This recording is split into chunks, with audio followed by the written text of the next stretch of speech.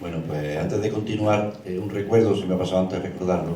El día 9 de febrero la marcha iniciará su camino ese día, esa etapa desde Almuñécar hasta Salobreña, llegando a la desembocadura del Guadalfeo, y ahí realizamos lo que es el acto central de toda la marcha. Animo a los que puedan hacer la marcha caminando, se apunten, saldrán autobuses desde el Polideportivo hacia Almuñécar, y los que no, pues que por lo menos se acerquen allí al Guadalfeo, que tendremos un acto muy emotivo, ¿vale?, con participación de algún superviviente, y os animo a que estéis allí. Y a continuación, pues pasamos a la conferencia prevista para hoy de nuestro amigo y compañero José Pérez Martín, que, bueno, como todos lo conocéis, sabéis, es historiador, sobre todo se ha dedicado a la historia local de Salobreña, licenciado en Historia por la Universidad de Granada y profesor en el Instituto de Enseñanza Media Nazarí. Aparte, le gusta también recordar que se ha dedicado a otras cosas, como la hostelería, de que ha sido camarero, y que hay consta en su currículum. Entre sus publicaciones, pues merece citar casi todos la conoceréis aquí, un libro suyo, El origen de los apellidos en tierras de Salobreña, o Mateo de la Torre, un judío en la Salobreña del 18, la esclavitud en Salobreña también en el siglo XVIII, otro muy interesante, Salobreña en 1881-1890, la década horrible, y también ha sido autor de artículos como El naufragio de San Patricio, El primer accidente industrial en Salobreña, La vocación de la Virgen del Rosario, La vieja Pataura, Los carnavales, etcétera, etcétera. Y aquí os dejo con él, que nos va a ilustrar sobre lo que nos traía aquí, que es el tema de Salobreña. Gracias, Paco.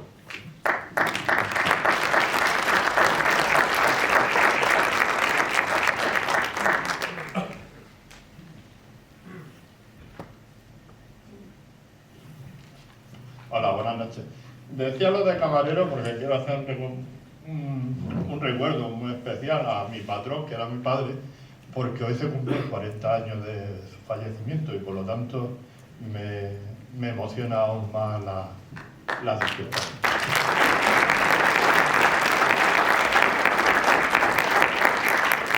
Voy a hacer yo soy especialista en historia contemporánea, especialmente del siglo XIX, y cuando hablamos del siglo XIX siempre tenemos una fecha de llegada que normalmente es hasta la llegada de la República, ¿no? Antes.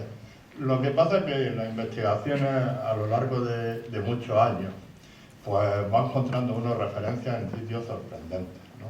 Y una de las referencias que yo he encontrado sorprendentes es precisamente a la familia de Paco Contadura.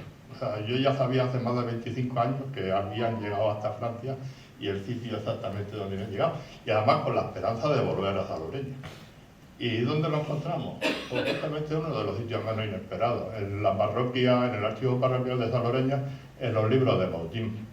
Él está concretamente, la 193, que está, no sé si puedo apagar Juan la luz.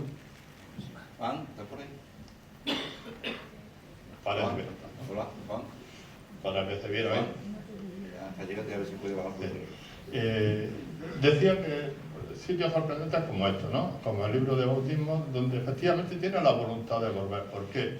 Porque su hermano Rafael, al que menciona, manda una nota a la iglesia de Salobreña, al cura párroco de la época, Antonio Morales Moreno, del que hablaremos también un poquito más adelante, donde le dice textualmente que ha contraído matrimonio con, no sé si Marve o Marta Auguste, en el lugar de Miramón, en la diócesis de Toulouse, en 1949. Y le hace costar por si vuelve.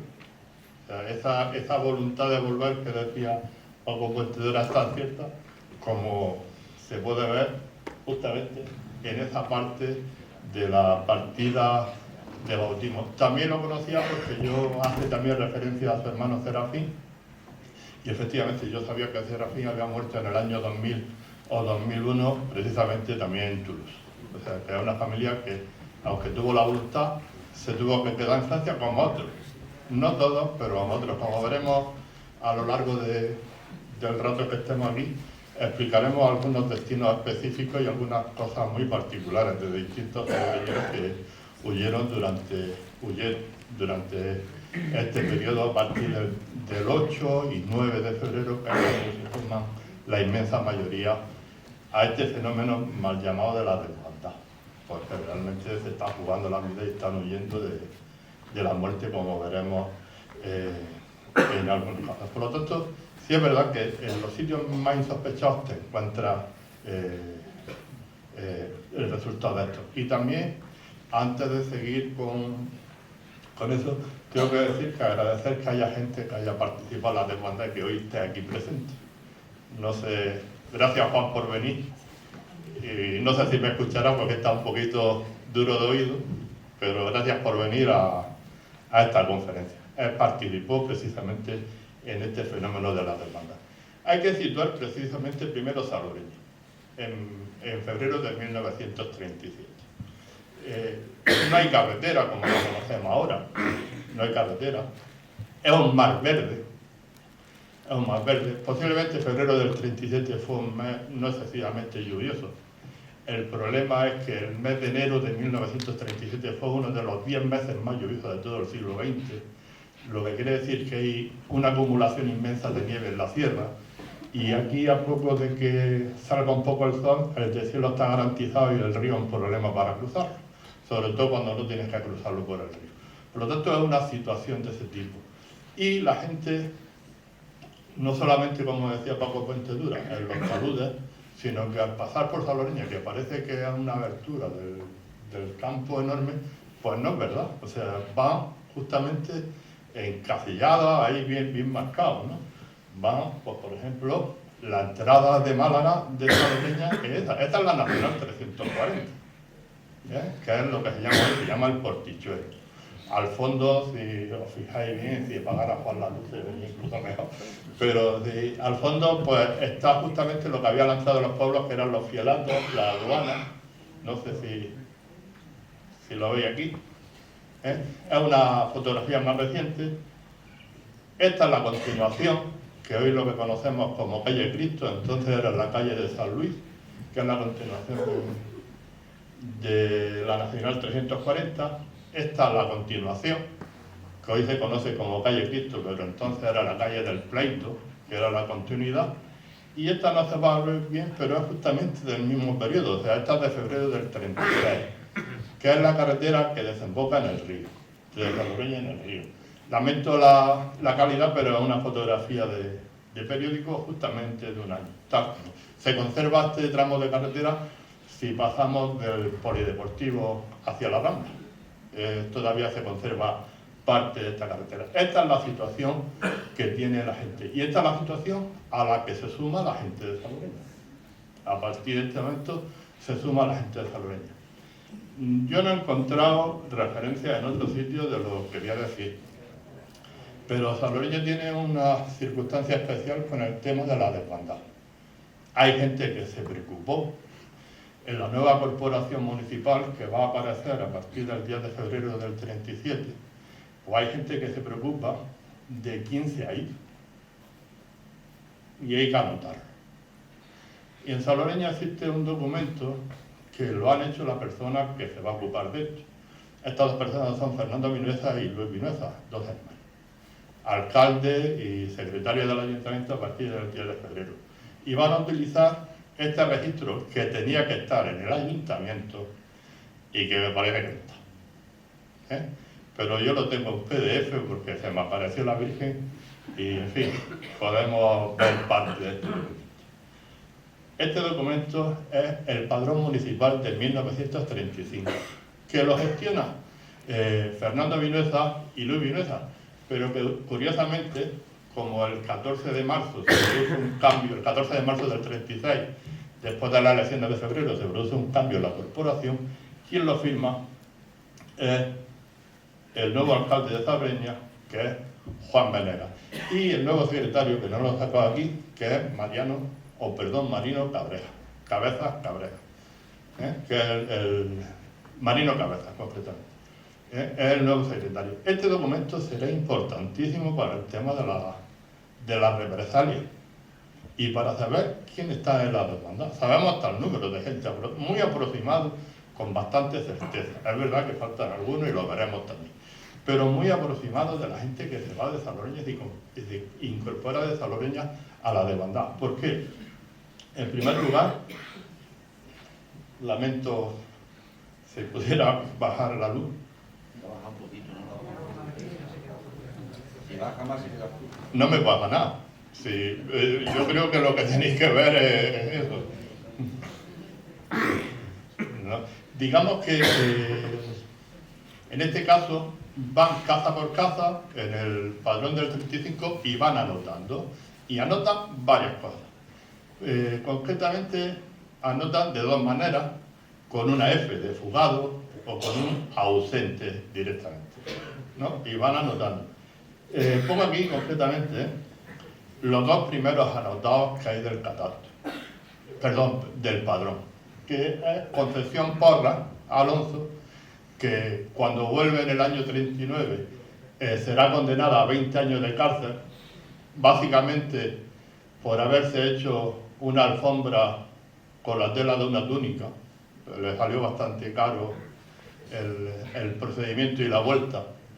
Y el que hay debajo, que es Antonio Paloma Alonso, que será un referente muy importante para el tema de los campos de concentración de los republicanos españoles y concretamente en este caso salobreñeros en Gusen-Mauthausen, y él en particular porque él aguantó durante 4 años en el campo de concentración hasta 1945 en la liberación, cuando llega el tercer cuerpo de ejército de los Estados Unidos al mando de Joseph Patton, del general Patton, y lo libera. Esa foto tan conocida, los españoles antifascistas saludamos eso, pues estaba justamente en ese momento allí. Además fue un referente incluso en la lucha y en la defensa de la gente dentro del propio campo de concentración. Después hay calles enteras donde se produce este fenómeno de irse, ¿no? de irse por miedo, especialmente la guardia. Y he sacado concretamente esta parte con algún interés, pues sí, básicamente porque están los Peña García aquí, ¿no? Y entonces, pues como siempre le doy el coñazo a mi amigo Paco, pues que sepa que ya conozco el fenómeno de la familia y aparecen aquí también como fugados, ¿no? Aparecen como fugados. Otras notas que se aportan, pues en previsión del futuro, la inicial es BM. A muchos salobreñeros relativamente jóvenes se le pone la inicial BM. El significado es batallón motriz. Han estado en el ejército republicano en el batallón motriz. Aproximadamente aparecen como 1.200 personas anotadas con la F en el censo de 6.500 personas que hay en Salobreña. 1.200 y faltan. O sea, veremos que se le coló a algunos y se pasaron algunos. Después hay otra manera de anotar la fuga, y es con la palabra ausente. En este caso, los que se conocen en Salobreña como los sabinos. Presentación Béjar Prado, fundamentalmente, que cuando vuelva a Salobreña en el año 39, porque vamos a llegar hasta diciembre de 1938, porque hay que dividir este proceso en dos partes. El momento de la desbandada y las consecuencias inmediatas, y el momento de la vuelta de la desbandada, que es otra historia distinta, ¿no? Entonces, digo yo que incluso habría que hacer reconocimiento de una vez a determinadas personas que han pasado ocultas y que están ocultas en la historia, ¿no? Pero vamos a tratar inicialmente este tema. Decimos que aparecen como ausentes. También aparecen como ausentes los carabineros. Especialmente, anoto aquí, no de Salobreña, pero era carabinero en Salobreña, que han visto el martes, que sería condenado a muerte. Además, un proceso célebre que hay, el 800 y algo, no me acuerdo exactamente del número exacto de la causa del Consejo de Guerra, donde se juzgan a muchos carabineros y, sorprendentemente, algún apellido que después tendrá mucha trascendencia en Salobreña, pero que en ese momento no vive en Salobreña, que es Tejerina, ¿no? Por si a alguna gente de Salobreña le sonará también. De esta manera aparecen como 200 personas, pero es un número también, digamos, conservador, ¿no? Conservador, tirando a la baja, porque puede ocurrir de que efectivamente aparezcan más. ¿Cuál es la decisión que toman aproximadamente el 25% de las familias salvadoreñas entre el 8 y el 9 de febrero? Sumarse a la desbandada. Y entonces, cuando se suman a la desbandada, pueden tomar varios caminos. No hay solamente un camino, sorprendentemente. No solamente existe el camino de Almería, sino varios caminos. El primero de ellos es quedarte cerca. Quedarte cerca, va a pasar esto, va a pasar el follón, va a llegar el ejército italiano, va a ocupar, va a pasar de aquí, y en fin, quizás podamos volver inmediatamente, y eso. El número es pequeño, pero lo hará.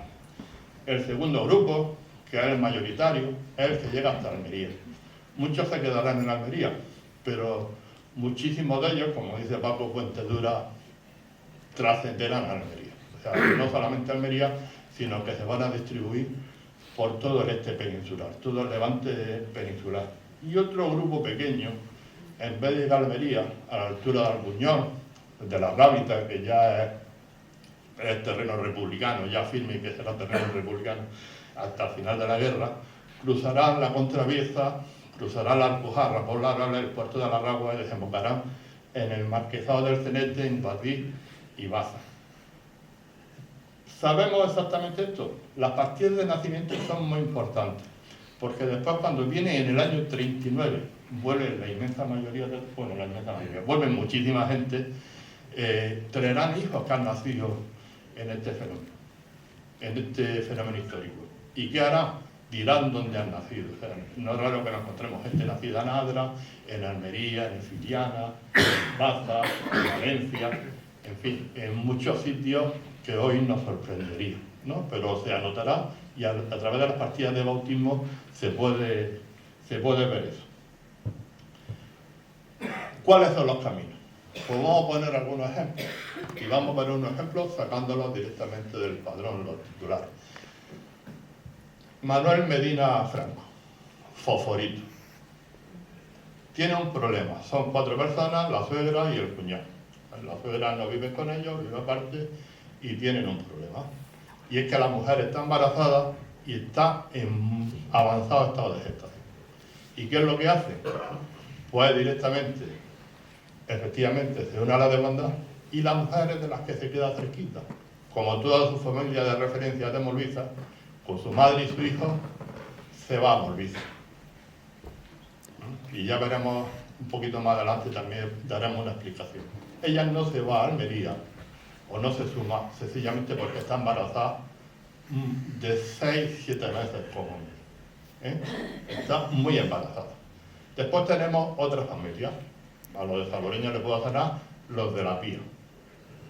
Esta familia, la mujer se enteran que está embarazada por el camino, pero llegan hasta Francia. Llegan al ejemplo de Paco Fuentedura y llegan hasta Francia. Y allí tiene al hijo. Me parece que se llama René, o se llamaba René, el que nace en Francia. Y en el año 39 vuelve a María Martínez, que es la mujer de Antonio Sabio Esparrer, que es de la Pía, pues lo reciben por los brazos abiertos. 12 años de cárcel por ser un peligro contra la seguridad del Estado. Yo pensaba que a lo mejor a los pucheros echaba mucha dinamita para eso, ¿no? Pero bueno, vuelve, son 12 años de cárcel cuando vuelve. Lo convence de que vuelva, y me parece que hay algún caso madrileño bastante conocido en este sentido, de que lo convencen de que vuelva desde Francia, y tampoco le resultó muy bien, ¿no? Se convence, se intenta volver, y vuelve en esas condiciones. Francia, la vuelta y la cárcel. Es a partir del año 39. Después tenemos casos que van apareciendo. En este caso, el de Emilio Laguna Padilla.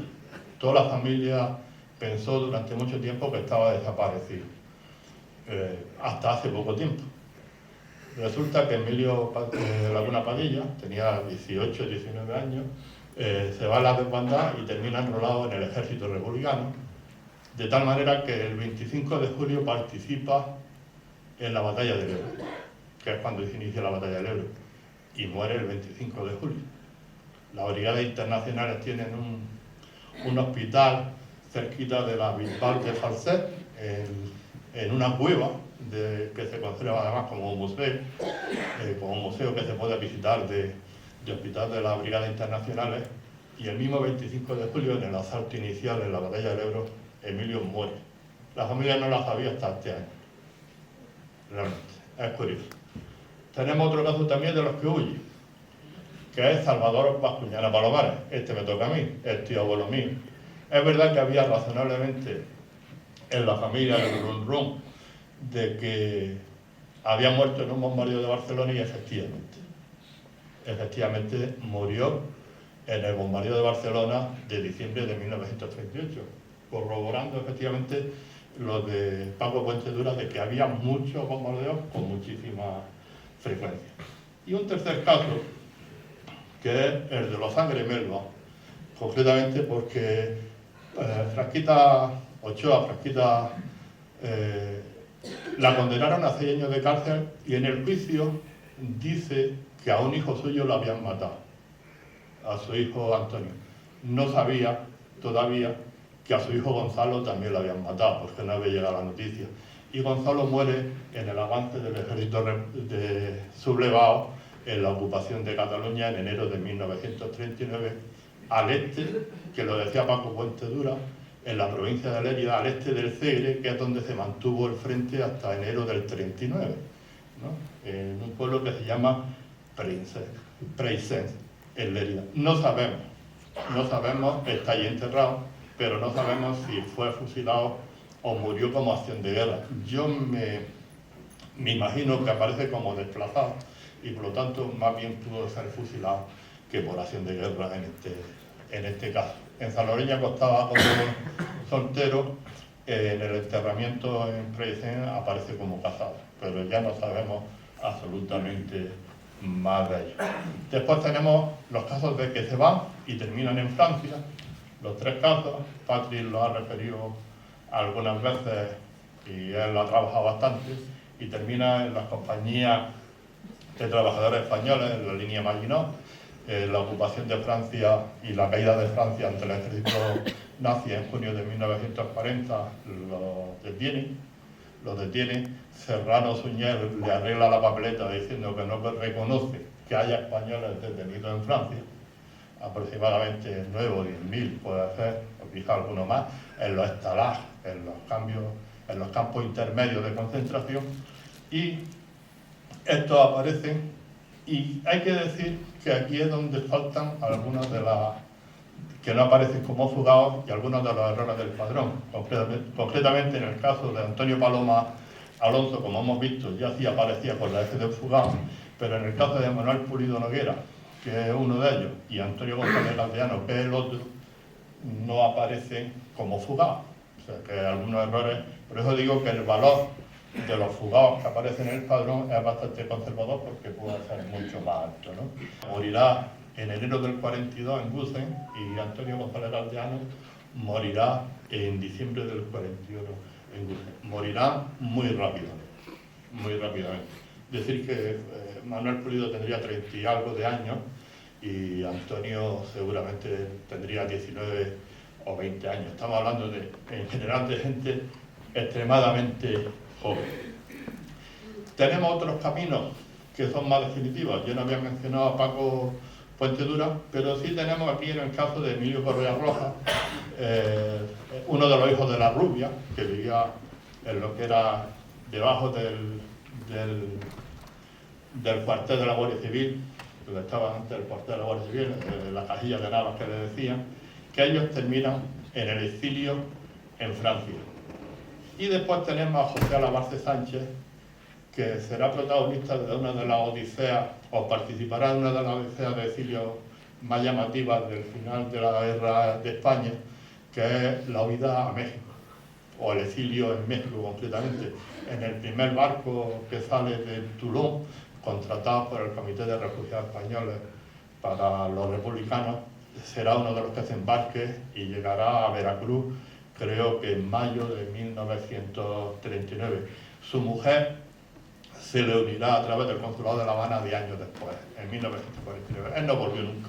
La mujer me consta que sí estuvo aquí, y con la hija he tenido alguna correspondencia, vive en Houston, con ella he hablado, y efectivamente uno de los problemas de la desbandada son los muertos. ¿Dónde están los muertos? Es un problema de la desbandada. Yo tengo mucha gente, porque estoy trabajando en el padrón y estoy intentando localizar a mucha gente y me falta mucha gente. Pero es el único caso que conozco con certeza de que hay un muerto en la hermandad, que es un hijo que han tenido en 1936. Ellos son de los que se van por la contravía, hasta Laroles, no llegan a Almería. Incluso la mujer se quedará en Laroles y él terminará de carabinero en Valencia y en Cataluña, en Barcelona, hasta la ocupación de Cataluña.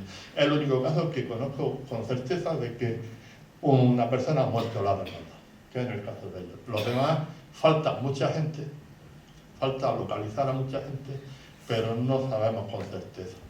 Y lo más probable es que en Salobreña a lo mejor haya la posibilidad de que haya pocos muertos, básicamente por una razón, porque hacia la mitad del camino.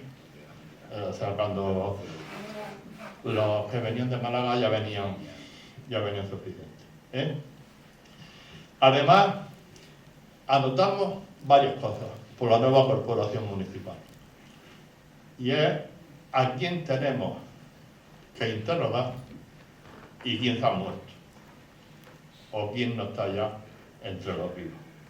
En este caso, en el margen izquierdo del todo aparece una crucecita y a esta persona hay que interrogarla. En el caso quiero poner aquí, porque me interesa sobremanera y porque también me afecta directamente, a Antonio Prados Martín, que es tío abuelo mío. La mujer de Antonio Prados Martín era la única hermana de mi abuela. ¿Por qué? Porque con él vivía su sobrino Antonio Montoro Prado, que será fusilado en octubre de 1937 por haber hecho una cosa de crío, que haberle arreado la burra del cura para que corriera más, básicamente.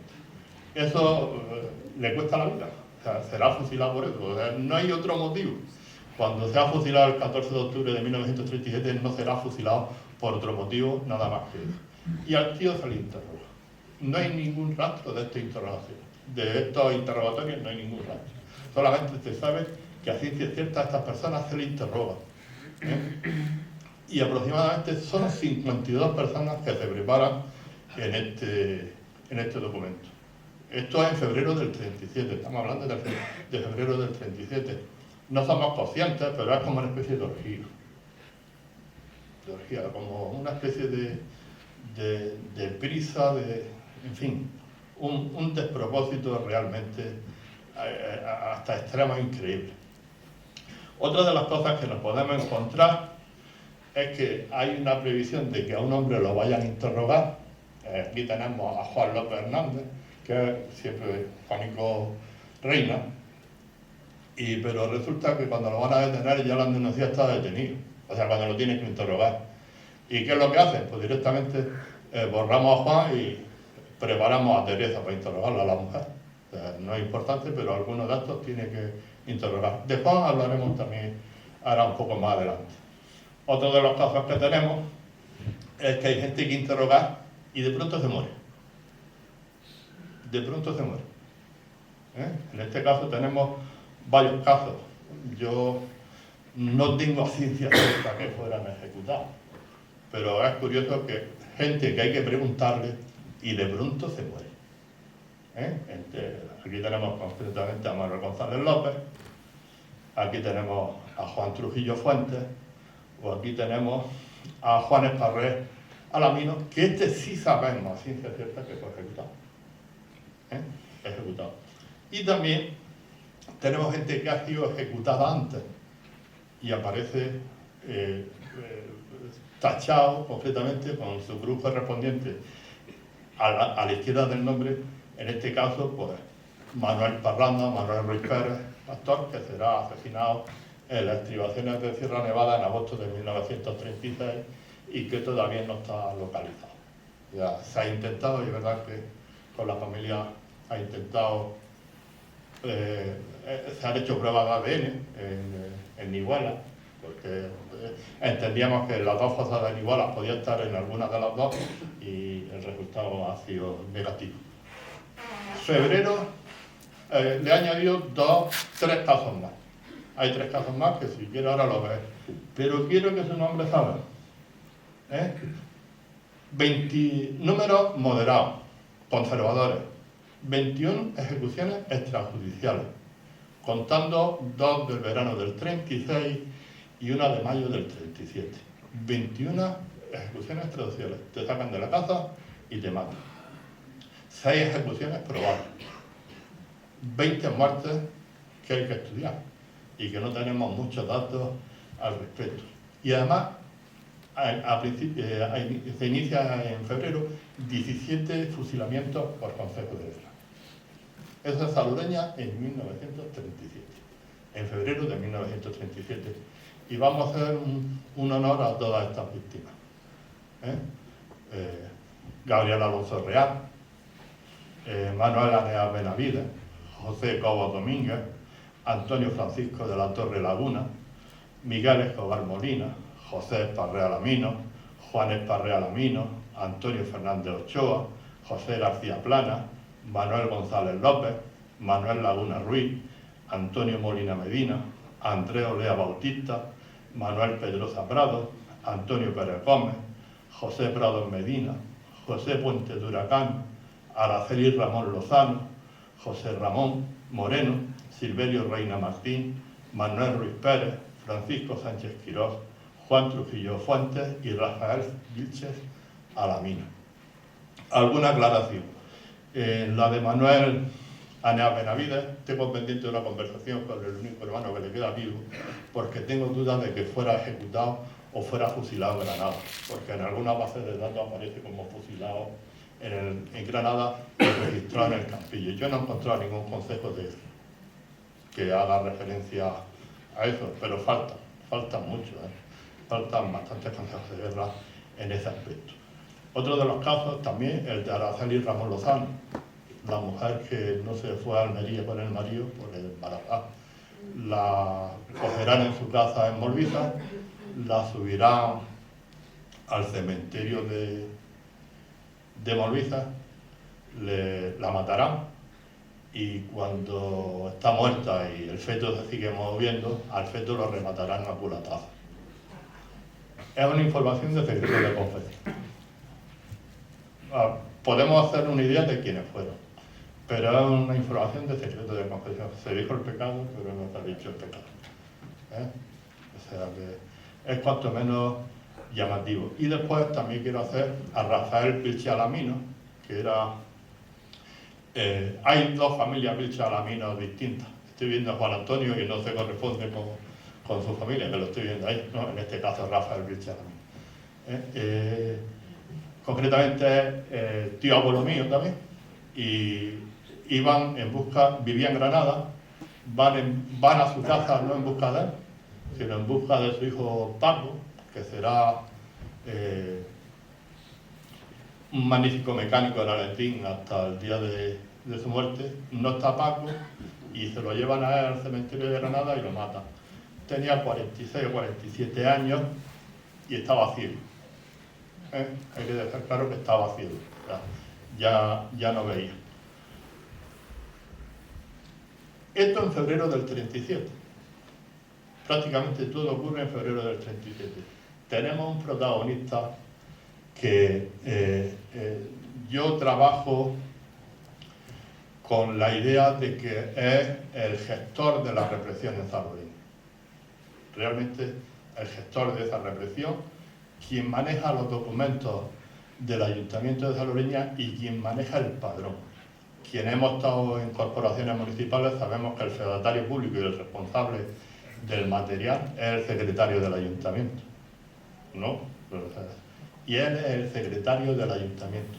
Y además se da una paradoja llamativa, y es que en Salobreña, entre el 31 y el 36,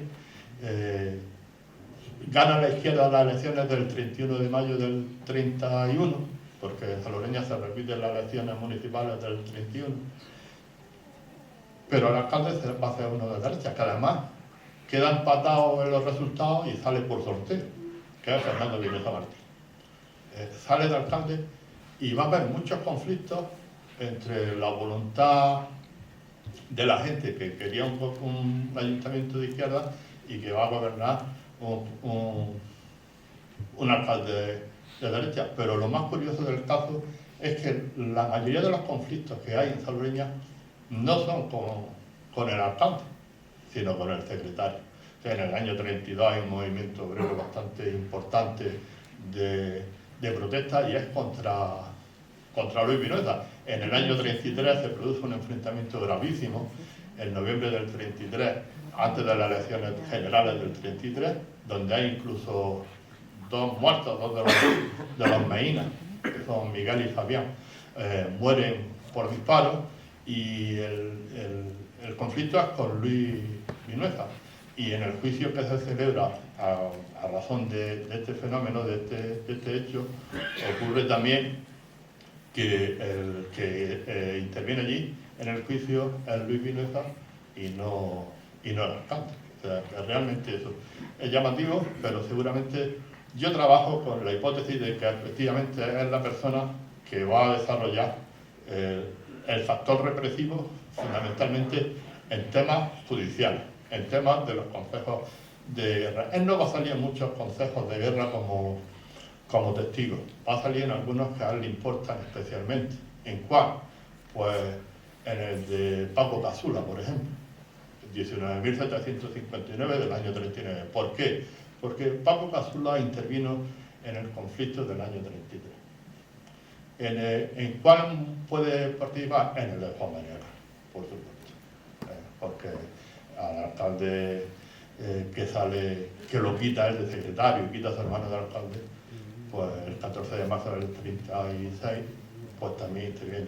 ¿En cuál más? En el de Franquito González, otro de los Meínas. Y además mucho interés en que Franquito fuera fusilado. Llega un momento, además en este proceso, que si no recuerdo mal, el 1082 del año 40, ya una serie de salobreñeros que son partidarios del golpe o que no se han manifestado partidarios pero que siguen viviendo, ya manifiestan un cierto activo y firman incluso un documento diciendo que no ha hecho nada.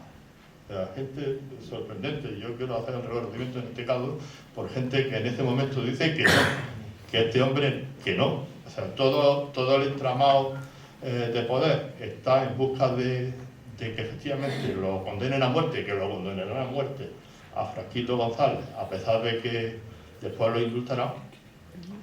Y a pesar de esto, esta gente va a salir diciendo que no, que ya está bien, realmente es que ya está bien, que Franquito González no ha hecho nada, que es republicano pero que no ha hecho nada, que es lo que decía Paco Puentedura. Dice que es republicano, que ha sido responsable de la gestión de las tierras en Salobreña hasta febrero del 37, pero que no ha hecho nada. Y yo quiero, pues, Gonzalo Rufino, José Gómez Rufino y Mario Aguilera Pedrinachi, que dan el primer paso a los que después se sumarán más gente y este hombre no lo terminarán fusilando, ¿no? Pero lo importante de este caso es que Luis Vinuesa será el que dirija todo este tipo de operaciones. El otro, hay 5 cosas importantes, o 5 instituciones importantes de Salobreña. Los juicios de 1937 y 1938 no necesitan ningún testigo. No hay testigos de cargo en Salobreña, por lo menos los que yo he estudiado en Salobreña. No necesitan testigos, por supuesto, no hay testigos de defensa, eso ni loco, ¿no? Pero no necesitan los informes de 5 instituciones de Salobreña. Ninguno de los que informan en esas 5 instituciones han estado en Salobreña en el periodo que informan. O sea, ninguno ha sido testigo presencial. ¿Qué 5 instituciones son? La alcaldía. En este caso, representación, Fernando Vinuesa Martín. Y el informe son juicios de valor. Solamente se hacen juicios de valor. En este caso, el informe contra una de las 2 mujeres que fueron fusiladas en Salobreña en ese periodo. En este caso, Manuela Carrascosa Díaz, donde aparte de ponerla de todas las maneras, pues partidaria del amor libre, que se emborrachaba, que se dedicaba a decir a las novias y a las jóvenes que se entregaran a sus respectivos novios, además de todo lo que le acusaba. Pero él nunca fue testigo. Es relevante, en este caso ahí tenéis un poco la referencia por si os interesa, el número de causa, el juzgado militar en el que se encuentra y la referencia de registro que tiene, ¿no? Por si queréis localizarla. Esto sería, digamos, bastante poco importante si no fuera porque a Manuela la fusilarán en mayo del 37, a los 2 meses de detenerlo. Y veremos cuál es el procedimiento suyo, que será el que seguía todos los procedimientos del 37 y del 38. Otra persona de las que informará, y que no estará aquí desde el 5 de agosto del 36, porque además lo reconoce el cura párroco, Antonio Morales Moreno, hace también informes. Inicialmente los 3 informes más preceptivos son la Guardia Civil, el alcalde y el juez municipal. Después se le unirá el del cura párroco y el del jefe de falange, ¿no? Pero en este caso hay un juicio en 1937 que es concretamente el de Salvador Aguirre Gramaré, que es el médico de Salobreña. Y Salvador Aguirre había salvado a los curas. O sea, él se había dedicado a ponerlo a salvo para que no hubiese represalias contra él. Y él se lo reconoce en la carta. Le pide ayuda y el cura le dice que efectivamente le debe la vida a Dios y después a él, porque gracias a él se puede ir el 5 de agosto. Pero que él no le puede ayudar, porque como se fue el 5 de agosto, su declaración no tendría ningún valor. Esto podría ser razonable. Pero Salvador Aguirre no estaba solo en su consulta. Estaba con Eduardo García Ramírez, que será el que lo denuncie, el otro médico, y con un practicante que se llamaba Joaquín Álvarez Ruiz de las Vacas. Y a Joaquín Álvarez Ruiz de las Vacas también lo procesan. Y no lo meten en la cárcel con todas las ganas que le tenía Fernando Vinega en otro proceso, sencillamente porque el cura escribe diciendo que es un buen hombre. Y a su informe sí le hacen caso. O sea, realmente él no quiso en ningún momento ayudar a Salvador Aguirre. Las consecuencias es que Salvador Aguirre también será fusilado. El tercero, en este caso, que tampoco va a estar presente en este periodo, es Antonio Martín Jiménez. Lamento la foto, pero es una foto que tengo aquí por otros motivos, por el tema de los monjes, pero bueno, es la persona que está en medio. En este caso, contra una de las personas también muy relacionadas con los Meinas, que es Concepción Cano González, que era la mujer de Miguel González López, que era asesinado en noviembre del 33.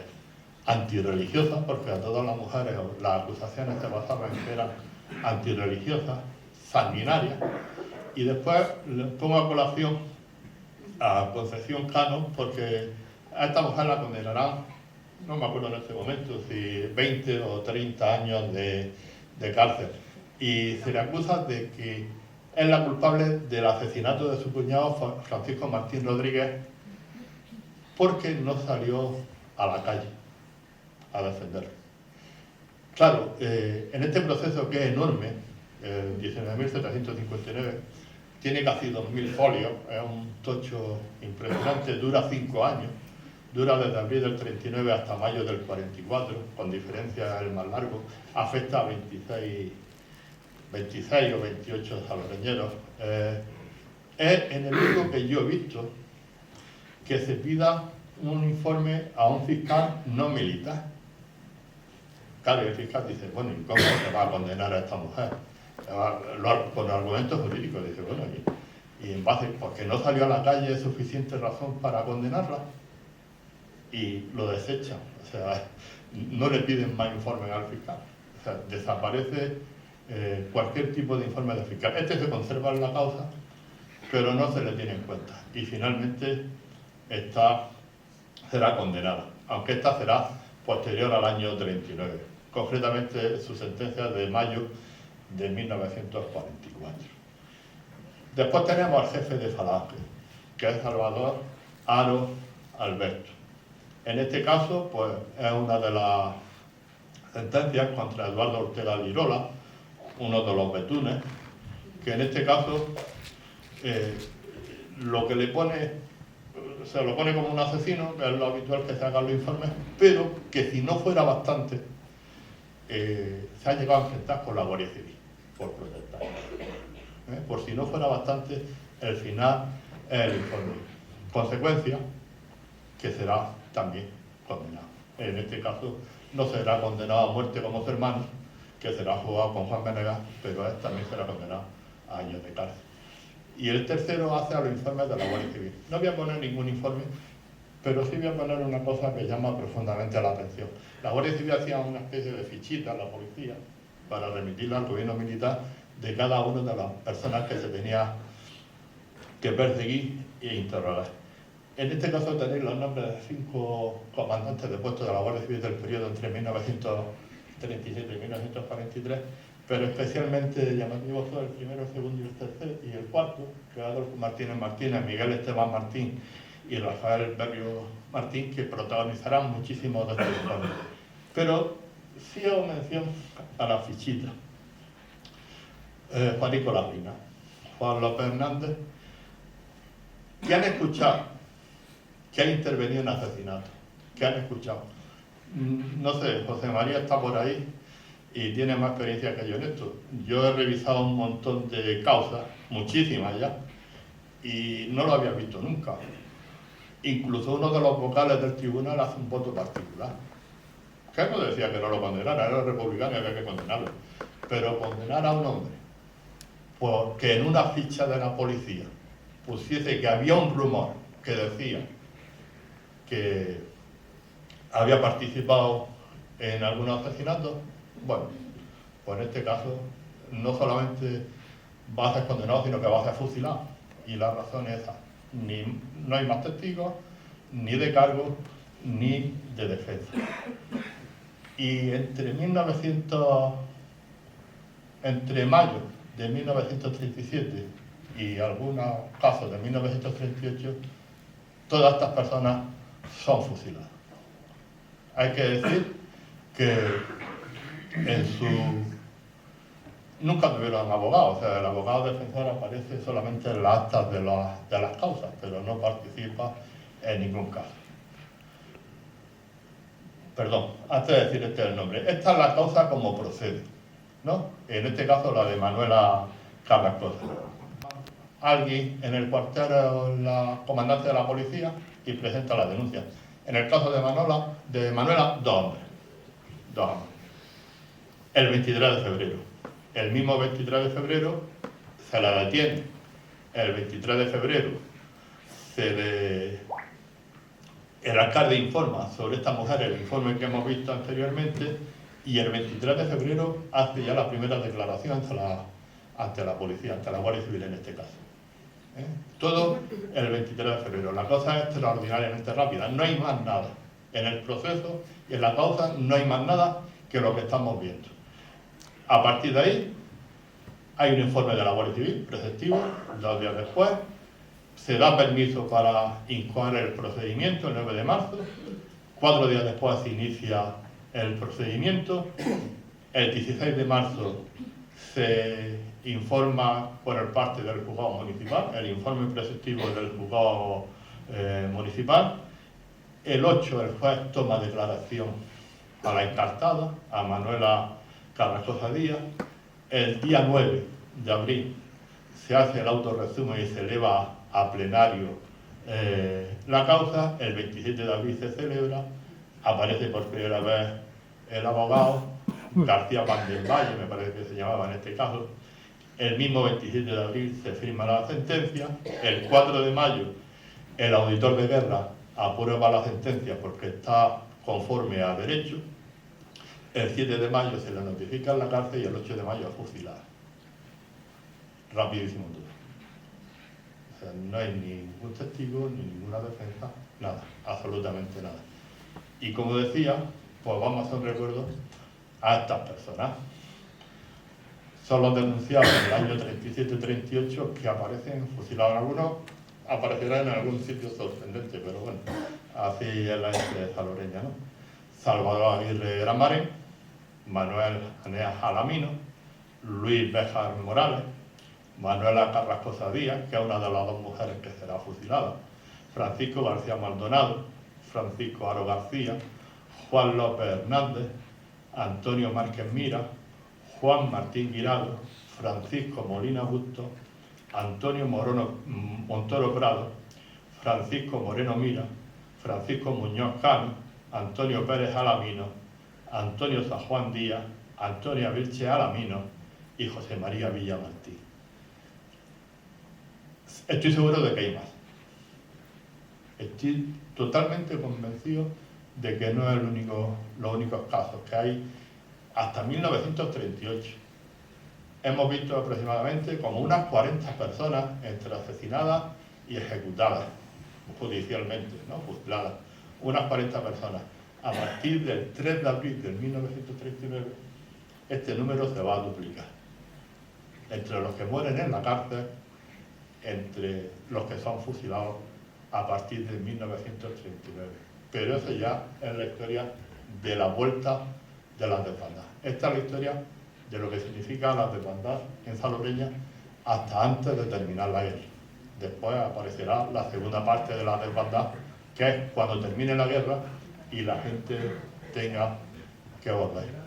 Pues el reconocimiento a estos fusilados, mi compañera Beatriz Martín me hizo una acuarela en honor en este caso, de Francisco Aro García y Antonio Montero Prado, y con él termino mi reflexión. Así que muchas gracias.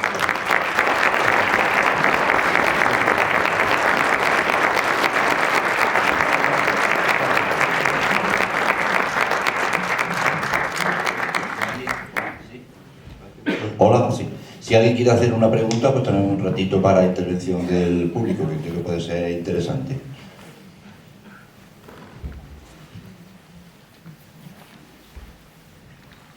¿Nadie?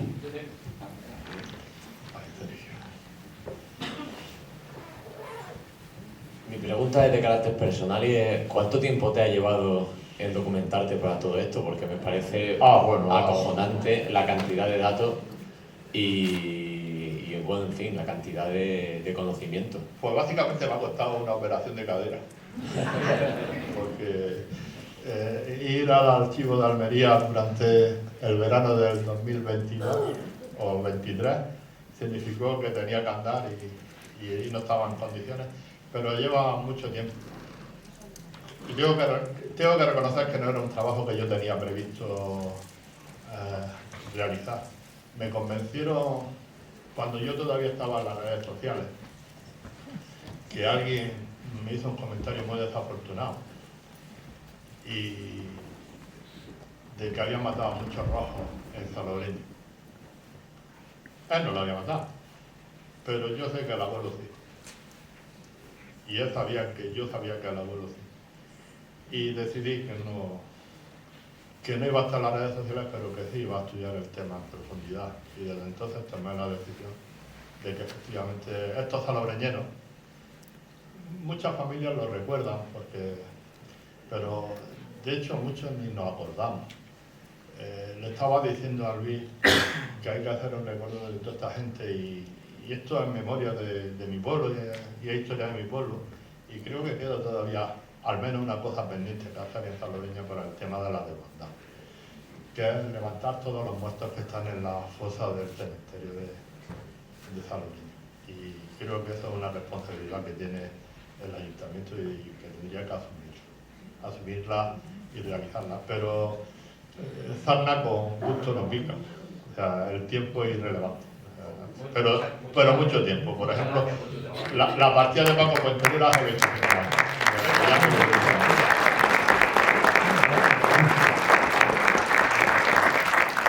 A ver, José, dos cosas.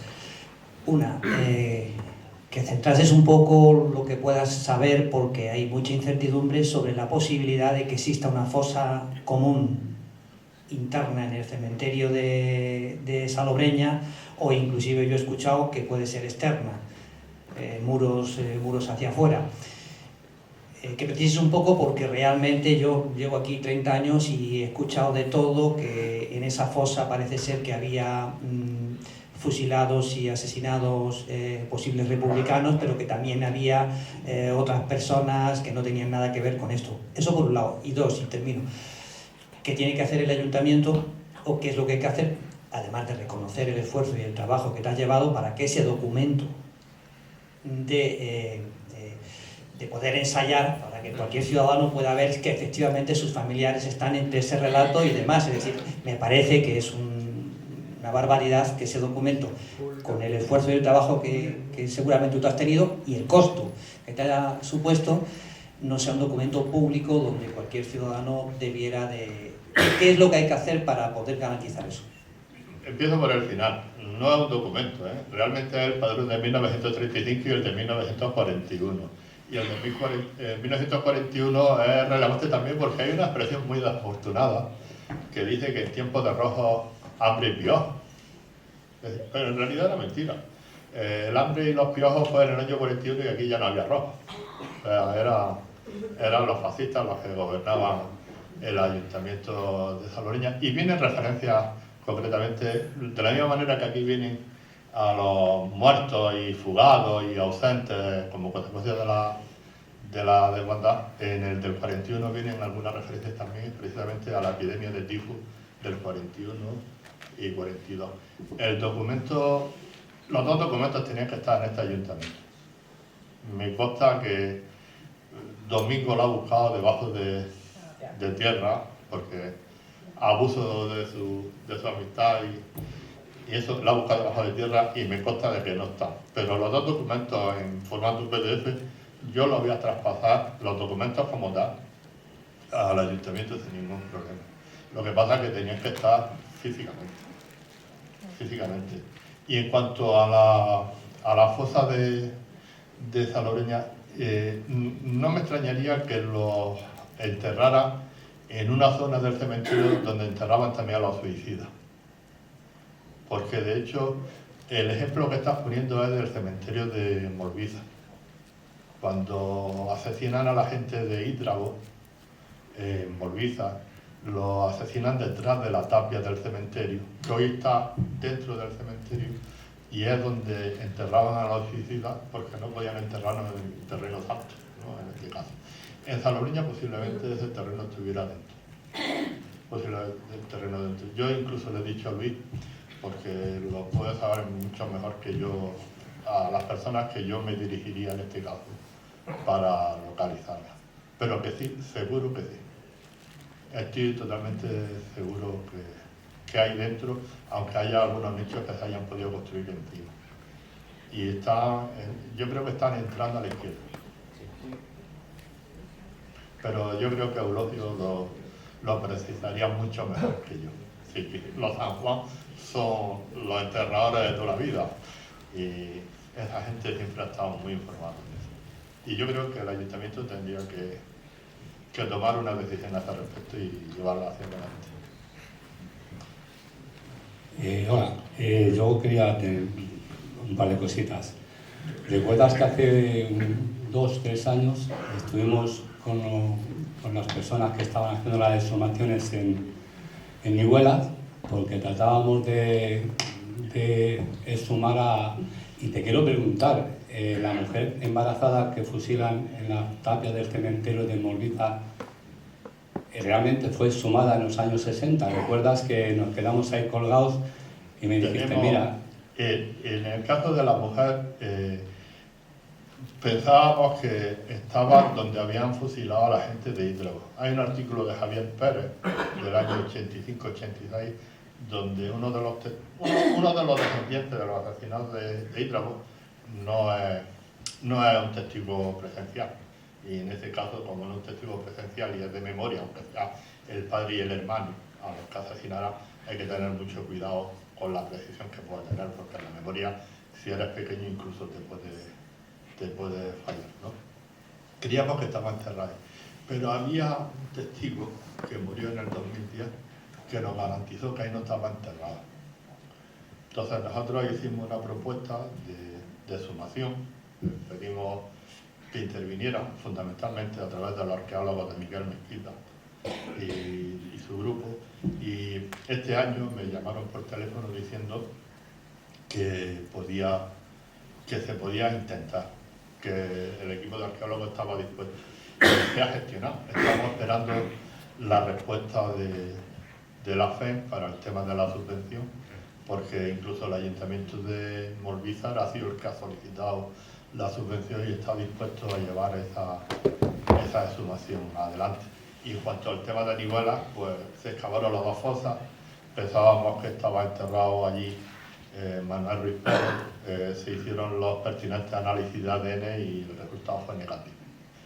No perdemos la esperanza de que si no estuviera Nihuela, pues como ahora se están excavando también las fosas de Dúrcal, pudiera ocurrir que pudiera estar allí. Pero no hemos sido afortunados en este caso, en el caso de Nihuela.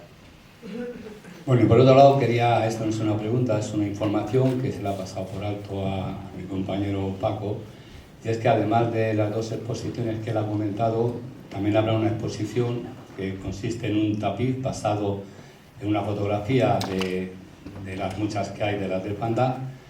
Es un tapiz que ha hecho una socia que vive aquí en Salobreña, que es Ana Bosch, y la ha titulado El camino del dolor y la esperanza. Se la ha pasado a Paco y bueno, yo quería comentarlo, que también contaremos con este tapiz.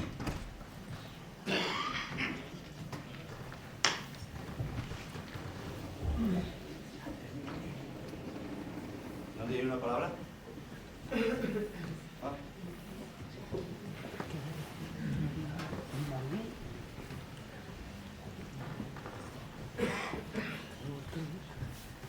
Hola, bueno, esto siempre me lo pregunto a nivel nacional y ahora en concreto aquí, como en un sitio tan pequeño que suceden todas estas cosas, ¿cómo se convive después de todo esto? Entre los vecinos, porque unos han denunciado a otros, han sido asesinados, fusilados. Yo no me puedo imaginar cómo se puede convivir después de esto. Yo hay un ejemplo que voy a poner, porque tuve al menos relación con dos de ellos, ¿no? Pues son los hijos de Manuel Parranda, precisamente el que hemos hablado de Nihuela. Yo tuve mucha relación porque trabajé de camarero, no me daba, yo trabajé de camarero, no tengo ningún problema con Eloy Velasco. Si en vez de decir historiador me dice que soy camarero, estoy muy orgulloso de haber sido camarero. Decía que le servía café a ellos, al Paco, al niño, al chico con Chaveja, no le decíamos Paco, y a Manuel, al hermano mayor, que era Manuel Parranda. Y yo lo que recuerdo era el silencio. De ellos el silencio, jamás escuché yo nada. Y además yo pensaba muchas veces lo duro que tuvo que hacer para ellos. Porque si un pastor conoce algo, es a sus cabras. Y ver transitar las cabras que tenía su padre en la sierra, los pastos de verano en Sierra Nevada en 1936, y verlas en manos de otro en Salobreña, circulando como si fueran suyas por Salobreña, tuvo que ser horrible. Pero yo de ellos recuerdo el silencio, nunca dijeron nada. Incluso ahora hablando con algunos nietos, algunas nietas, porque las mujeres son más, yo que sé, más vehementes en esta cosa, yo creo que incluso ahora después, ya están todos muertos, todos los hijos de Contraveja ya están todos muertos. Yo creo que todavía, ahora les reprochan más que sus padres no hablaran. Pero yo recuerdo a ellos el silencio. Donde yo vivía había muchos represaliados republicanos. Yo recuerdo haber visto a los de la 40, haber visto al tamborero, haber visto al teniente Maceo. Yo recuerdo mucho de ellos, a los del Sordo el Chulo, a los chulos, yo los recuerdo mucho y lo recuerdo del silencio. No hablaban de eso, no hablaban de eso. Solamente mi tamborero, que un día vio al que le había denunciado bajar por la calle Rosario para abajo, y pues ya había ganado Felipe González las elecciones. porque tenían mucha ilusión de eso, yo lo recuerdo, y algún más rato le hice pasar con eso y me dijo de todo, ¿no? Pero bueno, no pasa nada. Y vio bajar al que la había denunciado y dice, ahora me denuncia. Y no bajó, se volvió. Yo recuerdo, vivía al lado de un asesino de Araceli, a posteriori, vivía al lado. O vivía, me estoy acordando ahora de Adriana, que está aquí también, pues de su abuela, también. Con 100 años Adriana. Me Fortuna Gemana. Toda esa gente vivía cerca de donde yo, vivían muchos, pero sobre todo me acuerdo del silencio. Callarse. Y callarse. Y se vive con el silencio. Se vive con el silencio. Yo no hubiese sido más valiente, ¿eh? Yo no hubiese sido más valiente. En absoluto. No un reproche. No un reproche en absoluto. Dime, Carlos. No necesito tengo potencia de volver. No, que a mí realmente lo que sí es verdad que me parece algo extraño, que es cierto que en un pueblo tan pequeño, ni más el año 34 o 35 o el 36, que por ejemplo en la última lista que se ve, uno de ellos es mi tío abuelo, Sí. Manuel Béjar Luis Béjar Morales. Y precisamente era el monaguillo de don Antonio Morales, que fue el que lo delató.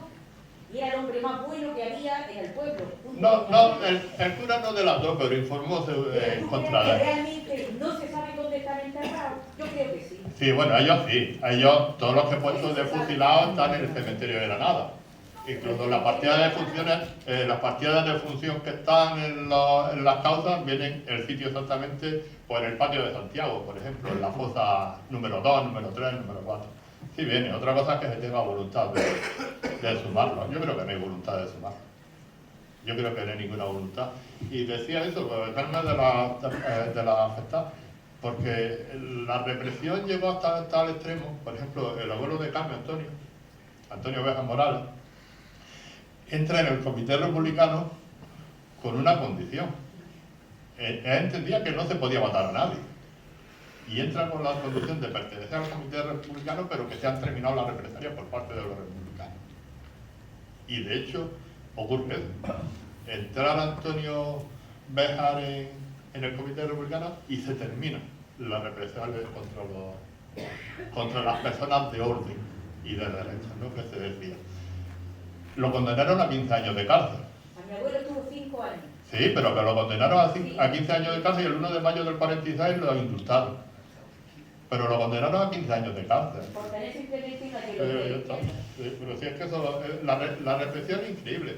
En Salobreña la represión afecta a más del 60% de la población. Su hermano era el monaguillo, con el monaguillo en la iglesia con Antonio Morales. Sí, a él le pegaron los tiros. Y fue el primero que lo denunció. Pues a mí no le digo, no puedo hacer nada por ti, simplemente digo, es de izquierda. Sí, marxista. Bueno, decir que los que se me ha olvidado deciros que los que aparecen fusilados aquí y aparecen ejecutados en el cementerio, las dos listas, son aquellos que se quedan en Salobreña pensando, digamos, de una manera razonable. Yo soy republicano, pero ya está, soy republicano o soy de la UGT o soy del sindicato, pero ya está, o sea, no me puede pasar nada. No me puede pasar absolutamente nada, pues sí, está claro que sí pasaba. Estaba claro que sí pasaba. Lo dejaremos por escrito en algún lado. Hay también algunos datos como aquellos que precisamente por esto, de pensar diferente, ingresan en prisión, se recuerda el caso de Tía Carmen, y después del 40 todavía seguía la represión, habían entrado los 40, bueno. Y ella muere de hambre. En Santurrara o en Motrico. En Motrico. Con 2 hijos pequeños. Y la acusación que se le hace para que se le juzgue te puede sorprender. Es la amante de Juan Venegas. Es de lo que se le acusa. Se le acusa literalmente de ser la amante de Juan Venegas. Y la denuncia de una mujer. La denuncia de una mujer. El karma algunas veces ocurre, ¿no? Con esa mujer el karma ocurrió con la que la denunció, pero bueno, eso es otra historia. Eso es otra historia. Pero la denuncia de una mujer y la acusación básicamente esa, es la amante de Juan Venegas. Que tampoco hubiera pasado nada, porque Juan Venegas era viudo y ella también era viuda. O sea que no pasaba nada. Era lo habitual en aquella época que los viudos se juntaran para que ellos les puedan hacer sobrevivir a sus propios hijos. Sí, sí lo sabía. ¿Alguna cuestión más? Bueno, pues entonces me vaya a permitir acabar con un tema de un salobreñero que ha hecho sobre la desbandada, a ver si qué os parece. Tiene ya algún tiempo, pero es posible que no lo hayáis visto mucho. Y mientras tanto, que lo voy a hacer entrega aquí a José de un presente, un recuerdo de este ratico. Valen las alpargatas que llevan los milicianos, que los zapatos de charón, que lleva equipo de llano, hijo de puta.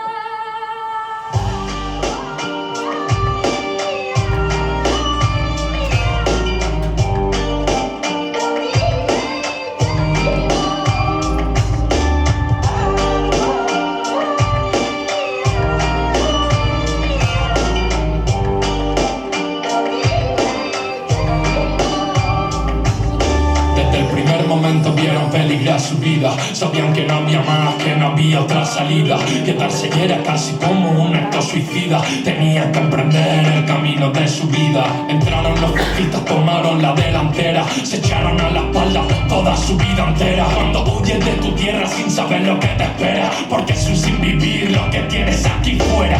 Bombas, metralla, trinchera. Más de una semana descalza por carretera, poco a poco sintiendo como las piernas se aflojan, deseando protección dentro de la zona roja. De todas las maletas el camino te despoja, sin nada más que comer que esas 4 o 5 hojas. Quedaron 5.000 sin nadie que las recoja. Era población civil, mar y sangre ya les moja. 15 veces más que en Guernica, ¿quién diría? Dime quién se acuerda de este Málaga, Almería. Solo tenemos la voz del que lo vio día a día. Si no vive quien lo vio, yo le prestaré la mía. Llegaban los aviones antes que la luz del día. Eso es lo que te despierta, miedo es lo que te guía. Y aunque no pudieras más, no eras tú el que decidía. Si el fascismo por ser libre, a ti a quien perseguía. Llegarán, arrasarán, resisten, no pasarán. Da igual lo que vivas tú, recuerdos silenciarán. Nos atacan con tropas de 1000 soldados, respondemos con la fuerza de todos los milicianos. Llegarán, arrasarán, no pasarán. Da igual lo que vivas tú, recuerdos silenciarán. Nos invaden con sus tropas especiales, resistencia, brigadas internacionales. Última salida, carretera hacia la muerte. No pueden descansar, solo maldicen su suerte. Hijo mío, ¿dónde estás? Solamente quiero verte. Bombardean una vez más, descanso permanente. Niñas andan sin pausarse, niños andan ya sedientos. Ancianas paran la cuneta, van 200 padres nuestros. Mira el cielo entre las lágrimas, un sollozo y coja asiento. Dice al niño, sigue tú, gastando su último aliento. Cuánta sabiduría perdida bajo el asfalto. Cuántos futuros y caminos trucados en un asalto. Cuántas se refugiaron en cuevas tras el resalto. Los nietos y las nietas no lo pasamos por alto. Ya estamos llegando, eso es Adra, ya se ve. Una esperanza para todas las que se mantengan en pie. Refugios antiaéreos nos esperan tras el frente. ¿Cómo vamos a olvidar todo lo que vivió esta gente? No pudiera imaginar todo lo que se venía. 40 años dictadura, militares, policía. Juan Carlos el elegido al enano sucedería. Se encargó de recordar que bien atado todo estaría. Llegaba un grupo grises antes que la luz del día. Uno de los que estaba allí y luego te fusilaría. Y aunque fuera por pensar, no eras tú el que decidía si el franquismo por ser libre. Llegarán, arrasarán, resisten, no pasarán. Da igual lo que vivas tú, recuerdos silenciarán. Nos atacan con tropas de 1000 soldados, respondemos con la fuerza de todos los milicianos. Llegarán, arrasarán, no pasarán. Da igual lo que vivas tú, recuerdos silenciarán. Nos invaden con sus tropas especiales, resistencia, brigadas internacionales. Si el enano se murió y lloraron su partida, toda la mierda que les pasa es poca pero merecida. Si todavía en 80 años no le hemos sacado de encima, ¿cómo no quieres que odie a este estado genocida?